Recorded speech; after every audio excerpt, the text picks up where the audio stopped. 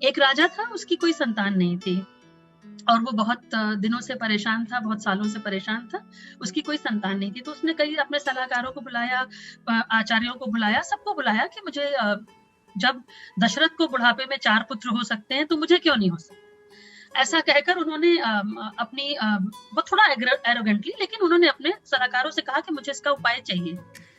एक तांत्रिक आगे आया और उसने कहा ठीक है। जब उसने देखा कि सबकी जान पर बन रही है और राजा का क्रोध बढ़ रहा है, तो तांत्रिक ने कहा ठीक है, आपको एक संतान की प्राप्ति होगी, पर उसके लिए आपको एक लड़के की बलि देनी होगी, किसी बालक की बलि देनी होगी, तो आपको बालक होगा। तो राजा ने कहा ऐसा तो संभव नहीं हो पाएगा, कोई अपना बालक मुझे क्यों देगा? तो मंत्रियों ने कहा अरे पैसे से सब कुछ हो सकता है और धन में बहुत शक्ति होती है। तो राजा ने मुनादी करवा दी कि जो भी मुझे अपना बालक देगा, मैं उसके बालक के बराबर उसको धन दूंगा। और बहुत सारी जगह मुनादी करवाई गई, पर कोई आगे नहीं आया, क्योंकि कोई भी अपनी संतान क्यों देगा। लेकिन एक परिवार था जो बहुत ही गरीब था और उसमें उनकी 11 संतानें थी और वो बहुत ही गरीब थे और उनके पास खाने को भी पैसे नहीं थे। तो जो उनका सबसे छोटा बच्चा था, जो सबसे छोटा लड़का था, उसने अपने आप को वॉलंटियर किया और अपने पिता से कहा कि आप मुझे राजा को दे दीजिए, आप मुझे राजा को दे दीजिए, क्योंकि अगर मैं जाता भी हूँ तो कम से कम मेरे बाद मेरे पूरे परिवार का भला हो जाएगा। तो बहुत दिल कड़ा करके वो राजा को उन्होंने अपना पुत्र दे दिया। राजा ने बहुत सारा धन दिया और वो चले। जब राजा ने अपने उसको बुलाया और कहा कि भाई तलवार लेकर आया, उनका जो है उनका सर काटने के लिए, बलि देने के लिए, प्रीस्ट आ गए, सब हो गई, सारी तैयारियां हो गई। तो राजा ने कहा तुम्हारी कोई आखिरी इच्छा?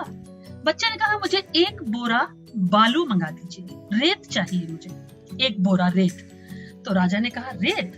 तो उसने कहा 1 बोरा रेत। उन्होंने 1 बोरे रेत मंगा कर दे दिया। उस लड़के ने उस रेत के 4 हिस्से किए, 4 हिस्से कर उन चारों हिस्सों का एक पहाड़ जैसा छोटा छोटा माउंट जैसा बना दिया। और उसके बाद उसने एक लकड़ी लेकर 3 माउंट तोड़ दिए। 3 माउंट तोड़ने के बाद उसने राजा से कहा अब मैं तैयार हूँ, अब आप मेरी बलि दे दीजिए। परंतु राजा को बड़ी क्यूरियोसिटी हो गई कि ये कर क्या रहा था और अब ये ऐसे कह रहा है। तो उन्होंने कहा ये तुमने क्या किया और तुमने 3 क्यों तोड़े और 1 क्यों नहीं तोड़ा?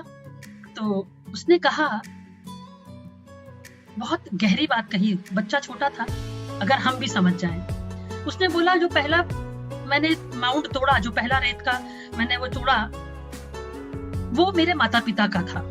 मैंने अपने माता पिता से अपने मोह को तोड़ दिया, भंग किया, क्योंकि वो मेरे माता पिता होकर भी मेरी बलि दे सकते हैं, तो मैंने उसे तोड़ दिया, अपने मोह को। अब मैं मोह से मुक्त हुआ।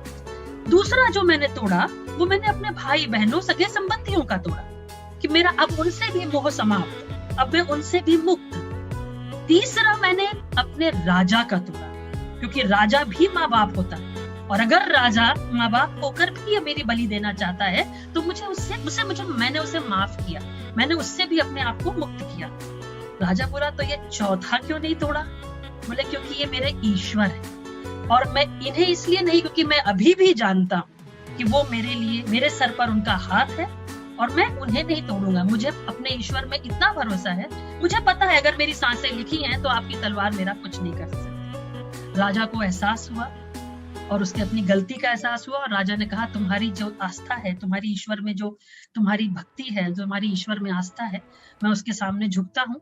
और उसने उस लड़के को अपना उत्तराधिकारी घोषित किया, उसे गोद लिया, उसे ही अपना प्रिंस बनाया और उसी दिन से कहा कि उसके राज्य में कभी किसी की बलि नहीं दी जाएगी, कभी किसी की हत्या नहीं की जाएगी। तो ईश्वर में भरोसा हो तो सर पे रखी तलवार भी हट सकती है। तो ये तो सिर्फ कोविड है, ये भी हटेगा।